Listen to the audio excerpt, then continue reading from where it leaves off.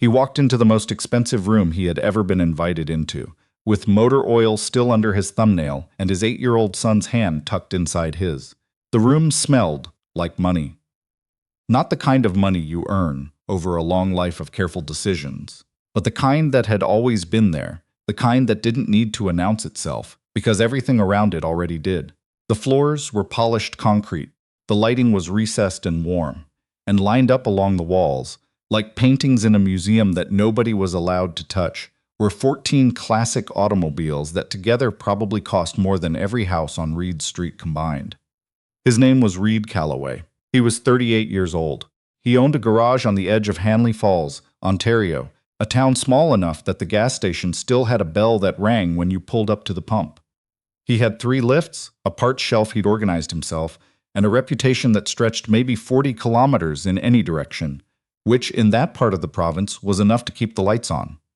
He had not been expecting the call. His son's name was Theo, not Theodore, just Theo. His mother had insisted on that when he was born, and Reed had never changed it, because he never changed anything she had decided. She'd been gone for 4 years. Pancreatic cancer. 6 weeks from diagnosis to the end. Theo had been 4 years old and had not fully understood, and Reed had stood in the kitchen the morning after the funeral and made scrambled eggs because he didn't know what else to do. And Theo had eaten them with a plastic dinosaur fork and said the eggs needed more salt, and Reed had started crying and couldn't stop for a long time. And Theo had climbed into his lap and patted his arm and said, "It's okay, Dad. We can try again tomorrow." That was the kind of kid Theo was. He brought a small canvas bag to the Whitmore estate that evening. It held a multimeter, a compression gauge, a timing light, and a worn spiral notebook with his father's handwriting in the margins of the first few pages. He called it the bag. Always just the bag. "Dad, can I bring the bag?" And Reed had said yes because he always said yes to that, even when it didn't make sense, even when they were just going to the hardware store. The call had come from a man named Whitmore, Alderman Whitmore. Not a politician, or not anymore. He'd been one briefly, 2 terms on regional council 20 years ago, but what he was now was a collector. Of art, of property, of vehicles. His estate sat on 40 acres outside Hanley Falls and backed up against the edge of the Niagara Escarpment, and the garage he'd built on the property was larger than most commercial shops Reed had worked in. The car in question was a 1967 Iso Grifo. Series 1, dark green, original paint matching numbers. There were perhaps a few hundred left in the world in varying states of restoration. This one had spent 30 years in a climate-controlled storage unit in Burlington, before Whitmore acquired it. He had since put considerable money into it. Considerable, being a relative term. When you had what Whitmore had, considerable meant something different. 3 weeks before the Whitmore Classic Invitational, an annual gathering of private collectors from across Ontario and upstate New York, the Grifo had refused to start. That was it. No drama, no mechanical failure that anyone could see from the outside. One morning it started. The next, it didn't. A sound from somewhere deep in the drivetrain, something between a hesitation and a refusal, and then nothing. The starter would turn. The engine would not catch. Whitmore had brought in a shop from Burlington. Specialists, he'd said on the phone. European and Italian vehicles, 40 years of experience, factory-trained technicians. They had spent 2 full days with the car. They'd replaced the fuel pump, adjusted the ignition timing, cleaned the carburetor. The car still would not run. They'd packed up their tools and told Whitmore, with considerable politeness, that the issue was likely internal and that a full engine teardown would be required. That process would take 8 to 12 weeks minimum. The Invitational was in 19 days. A man named Baxter, who ran a parts dealership in Brantford and had once bought a set of headers from Reed's shop, had passed along Reed's name. Whitmore had called on a Tuesday morning, introduced himself without explanation, and asked if Reed had experience with Bizzarini-derived V8 configurations. Reed had said he did. This was true. It was also something that most mechanics working out of a single-bay garage in a town of 4,000 people would not have said. Reed had worked for 11 years as a powertrain engineer at a facility in Windsor before his wife got sick, and he moved them back to Hanley Falls, where her parents were. He had forgotten more about engine architecture than most certified technicians would ever learn.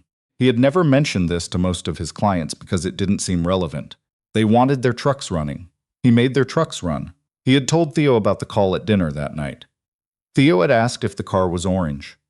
Reed said no, green. Theo had thought about this and said that was less good, but still okay. He asked if he could come. Reed said it depended. Theo said he would bring the bag. Reed said they'd see. The man who met them at the estate gate was not Whitmore himself, but a property manager named Hester. A compact, efficient woman who had the look of someone who had been managing difficult men and expensive objects for a very long time. She looked at Theo with an expression that wasn't unkind but was clearly calculating. "He can sit in the office," she said. "He'll be fine in the garage," Reed said. She looked at him for a moment, then nodded and led them up the driveway. Whitmore was already in the garage. He was in his 60s, broad-shouldered in the way of men who had been athletic once and had let the shape of it remain without the effort.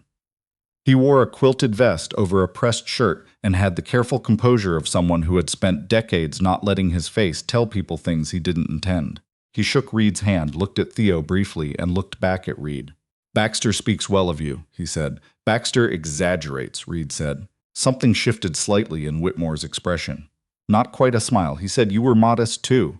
The Iso Grifo sat in the center of the space under a suspended light rig. Even not running, it was remarkable. The proportions were right in a way that most cars simply weren't, everything pulling toward the center, low and wide and deliberate. Reed stood in front of it for a moment with his hands in his pockets. Theo stood beside him. "Is that it?" "That's it. It looks fast even standing still." "That's a good sign," Reed said. He opened the hood. The 327 cubic inch Corvette-derived V8 looked exactly as it should, which was both reassuring and not. If the problem were obvious, the Burlington shop would have found it. Reed put on his glasses, the ones he only wore when he was working, and that Theo called his thinking glasses, and he began at the beginning. He worked for 4 hours that first evening. He did not speak much. Theo sat on a rolling stool in the corner with a book he'd brought, the canvas bag at his feet, and occasionally wandered over to watch. He did not ask questions. He had learned without being taught that his father worked the way other people read, which was quietly, and with everything pointed inward, and that interrupting it was its own kind of rudeness. Whitmore came and went. He was the kind of man who had opinions about everything in his own house and expressed them through presence rather than speech. He would stand in the doorway for a few minutes watching, then disappear again. Reed noted this and said nothing about it. What Reed found that first evening was not the problem. What he found was a pattern.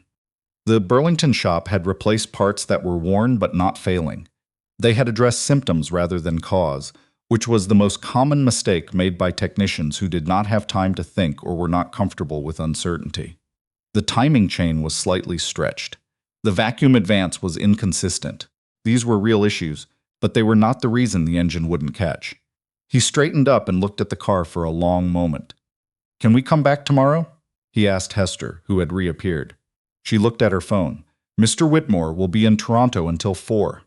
"That's fine," Reed said. "We don't need him here." She paused. "I'll note that you'd like access. I'd appreciate that." In the car on the way home, Theo said the garage smelled like the museum in Hamilton, the one with the old machines. Reed said that was a fair comparison. Theo asked if he was going to fix the green car. Reed said he didn't know yet. Theo considered this and then said, "You always figure it out eventually."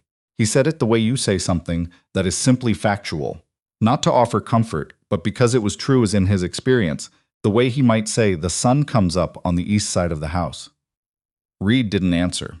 He drove and thought about the vacuum advance and listened to Theo hum something off-key in the passenger seat, and by the time they got home, he had an idea worth testing. The second evening, Whitmore was back and brought a man with him. The man's name was Ferris, and he had driven up from Hamilton and been introduced as a consultant, which Reed took to mean he had money and opinions. Ferris walked around the Grifo with his hands behind his back and made the kind of sounds that indicated expertise without requiring proof of it. He glanced at Reed once, with the particular expression some men wore when they looked at someone who worked with their hands in a room that expected otherwise. Reed did not acknowledge the expression. He had stopped acknowledging it years ago. It cost energy he didn't have. He spent 90 minutes on a specific sequence. He was checking the carburetor's accelerator pump, the distributor cap and rotor, and most critically, the relationship between the carburetor's main jets and the vacuum signal from the intake manifold. The Burlington shop had cleaned the carb. Cleaning was not the same as calibrating.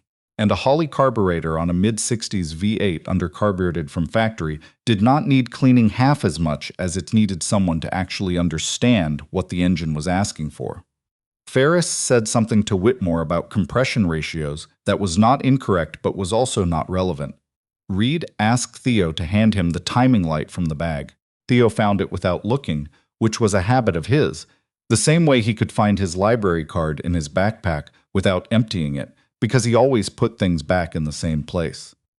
At 9:47 in the evening on the second night, Reed asked Hester if she could ask Mr. Whitmore to come to the garage. Whitmore arrived in 2 minutes. Ferris was with him. Reed was standing beside the Grifo with his hand on the hood. "Turn the key when I tell you," Reed said to Hester. She looked at Whitmore. He nodded once. She sat in the driver's seat. Reed opened the hood. Now. The starter turned. There was a half-second of the familiar hesitation. Then the engine caught, found its rhythm, and settled into an idle that was steady and even and unmistakably correct. Theo, from his stool in the corner, said, "There it is." Nobody else spoke for a moment. The engine ran. It filled the garage with a low, rolling sound, old iron and combustion.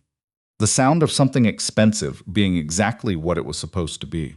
Whitmore stood with his hands at his sides. His face, so carefully composed since they'd arrived, had done something that Reed couldn't quite name. It was not relief. It was something older than that. Ferris coughed and said something about fuel pressure that nobody listened to. Reed had found two things working against each other. The first was a partially blocked main jet in the carburetor. Not dirty, not damaged, but imperceptibly undersized for the elevation and temperature conditions of a Canadian spring. A factory spec issue that the original Italian engineers had not anticipated for this market, and that 40 years of sitting in a Burlington storage unit had calcified into a real problem. The second was a cracked distributor cap, a hairline fracture that was invisible to anything but a magnifying glass under specific light, that was causing the spark to misfire intermittently under load, but not at idle, which was why the Burlington shop had missed it. They'd tested at idle. Reed had tested under simulated load because he knew the car's history, and because he had years ago written a technical paper on exactly this class of fuel-ignition interaction in carbureted high-compression engines. He did not mention the paper to Whitmore. He mentioned it to no one. Whitmore asked him to walk with him. They left Theo in the garage with Hester, who had over 2 evenings developed a tentative understanding with the boy based largely on the fact that she also kept things in the same pockets every day. They walked out into the side yard of the estate. The sky was clear and the escarpment was a dark line against the north side of the dark. Whitmore had his hands in the pockets of his vest. "The Burlington shop billed me $11,000, he said. Reed said nothing. "I want to pay you fairly," Whitmore said. "Name a number." Reed thought about the garage back in Hanley Falls. The second lift that needed a new cylinder. The accounts payable he'd been carrying since February. Theo's hockey registration in the fall, and whether there would still be a morning skate program at the rink or if that was being cut again. He named a number. Whitmore looked at him. "That's too low." "It's what I charge," Reed said. "It's not what this was worth." Reed looked out at the escarpment. "What it was worth and what I charge are two different things. I know what I charge." Whitmore studied him for a moment. "My son ran a shop in Oakville for 6 years, he said. Couldn't make it work. Said the market wasn't there." He paused. The market was there. He didn't want to do the quiet part. The part where you're just with the car and you don't get to be impressive. Reed didn't answer. "You're good at the quiet part," Whitmore said. "My wife used to say the same thing," Reed said. "She meant it differently." Whitmore made a sound that was almost a laugh. "How'd she mean it?" "She said I was better at talking to engines than people." Reed looked at the dark tree line. She wasn't wrong. They stood there for a moment longer than was strictly necessary. The spring night was cool the way it only is in Ontario, when the lake hasn't quite given up its winter yet. Somewhere in the garage, through the open bay door, Theo was saying something to Hester in a voice too quiet to make out, and Hester was responding, and it had the cadence of an ordinary conversation, which was its own kind of small miracle. Whitmore paid him 3 times what he'd asked. He did it without a note or an explanation, just a bank transfer the next morning and a text from Hester that said Mr. Whitmore appreciated your work. Reed sat at his kitchen table and looked at the number for a while. Then he made breakfast.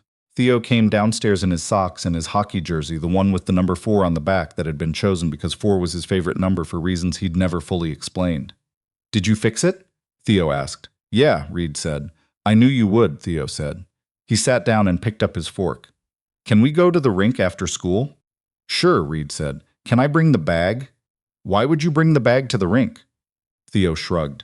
"In case." Reed put a plate of eggs in front of him. "Sure, bring the bag." 2 weeks after the invitational, Whitmore called again. The Grifo had run perfectly.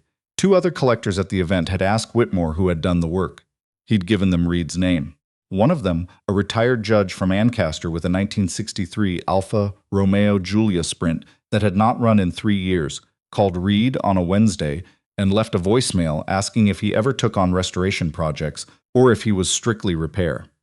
Reed called back on his lunch break, standing in the bay of his own garage with one hand braced against the workbench. He said he did both. He said his name was Reed Calloway, and he was in Hanley Falls, and if they wanted to come by, they were welcome any time. He hung up and went back to the oil change he'd been doing for a woman named Patrice, who'd been coming to his shop for 12 years and always brought him a coffee from the Tim Hortons on the county road, double-double, because she'd asked once how he took it, and she'd never asked again. He finished the oil change. He reset the service light. He pulled the car out of the bay and parked it and went back inside and wrote up the invoice. And the number was what it always was because that was what he charged. And the lights in the garage were on. And the second lift would need a new cylinder by fall. And Theo had practice on Thursday, and the bag was already packed by the front door. And that was enough. Not everything, but enough. The kind of enough that holds.